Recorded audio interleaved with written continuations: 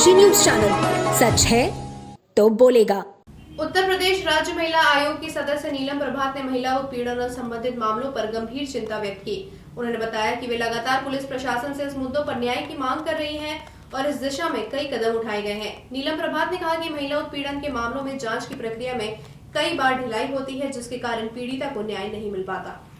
उत्तर प्रदेश राज्य महिला आयोग की सदस्य नीलम प्रभात ने बताया कि उन्होंने पुलिस कमिश्नर को पत्र लिखकर कुछ गंभीर मुद्दों पर प्रकाश डाला है। उनका कहना है कि यदि हम बेटी बचाओ बेटी पढ़ाओ अभियान को गंभीरता से लागू करना चाहते हैं तो प्रशासन की भूमिका और जिम्मेदारी बहुत महत्वपूर्ण हो जाती है। अगर मामले की ठीक से जांच नहीं होती है और महिला को न्याय नहीं मिलता तो ऐसे अभियान केवल कागजी साबित होंगे।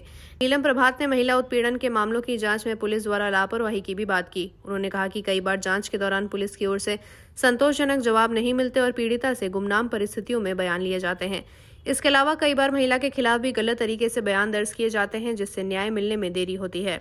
उन्होंने ये भी कहा कि प्रशासन की ओर से अगर मामले में कोई सुधार नहीं किया गया तो उनकी लड़ाई जारी रहेगी। नीलम प्रभात ने पुलिस कमिश्नर और आयुक्त महोदय से समय मांगा है ताकि वे महिला उत्पीड़न के मामलों में प्रभावी कदम उठाने की दिशा में बैठक कर सके। नीलम प्रभात ने यह भी बताया कि वे कई मामलों पर ध्यान दे रही हैं जहां महिलाओं को उनके अधिकारों से वंचित किया गया है। उन्होंने कहा कि महिला आयोग और पुलिस प्रशासन को मिलकर इन मामलों पर काम करना होगा ताकि न्याय दिलाया जा सके। उन्होंने ये भी साफ किया कि जन सुनवाई का उद्देश्य महिलाओं को न्याय दिलाना है और ये बेकार नहीं होने पाए। उनके अनुसार मामले को सही तरीके से हल करना और कार्रवाई में तेजी लाना ही महिलाओं के संघर्ष को खत्म करने का तरीका है। इस दौरान नीलम प्रभात ने अधिकारियों से ये अपील भी की कि वे महिला उत्पीड़न के मामलों में त्वरित और प्रभावी कार्रवाई करें ताकि पीड़िता को जल्द से जल्द न्याय मिल सके। इस मामले कुल रजिस्टर्ड हुए हैं, जिसमें अभी तक मैंने 14 मामले को सुना। कुछ मामले इस प्रकार के थे जो पूर्व में भी मेरे सामने आए। कुछ मामले ऐसे हैं जो ज़मीन जायदाद से संबंधित हैं, माननीय न्यायालय के पास है। उन मामलों में अगर कोई केस उत्पीड़न का बनता है, मसलन जैसे मारपीट करना, प्रॉपर्टी मांगने पर या बच्चों को घर से निकाल देना, महिला को खाने को न देना, ऐसे मामलों के लिए हमने संबंधित थानों को लिखा है कि इसको देखें, महिला के उत्पीड़न संबंधित जो मामले हैं उसका निस्तारण करें। बाकी जो माननीय न्यायालय के पास हैं मैंने कहा है उनसे कि वो इंतज़ार करें कि न्यायालय उन्हें क्या निर्णय सुनाते हैं। बाकी और मामले मैं देख रही हूँ। 14 मामलों की बात की जाए तो जिस तरह से अभी मैंने देखा है रोहनिया थाना के मामला बड़ा गंभीर आया जी, उसमें विकलांग है लेकिन उनके ऊपर वो मामला है, उसमें किस तरह का आपने गाइडेंस दिया? अभी गाइडेंस नहीं दिया, हमने मांगा है पुलिस कमिश्नर साहब से, क्योंकि मेरी ये तीसरी जन सुनवाई है जनपद में। पहली जन सुनवाई में ही ये मामला आया था और लगातार मैं इस मामले को विभिन्न तरह से देखने की कोशिश कर रही हूँ, क्योंकि मामला यहाँ केवल एक व्यक्ति से संबंधित नहीं है, पूरे सिस्टम से संबंधित हो गया है। और जो महिला संघर्ष कर रही है उसकी अगर मैं फाइल दिखाऊं तो पुलिस द्वारा ही जांच पर जांच तो की गई। आप देख रहे हैं ये 3 इतनी मोटी मोटी फाइलें जांच की हैं।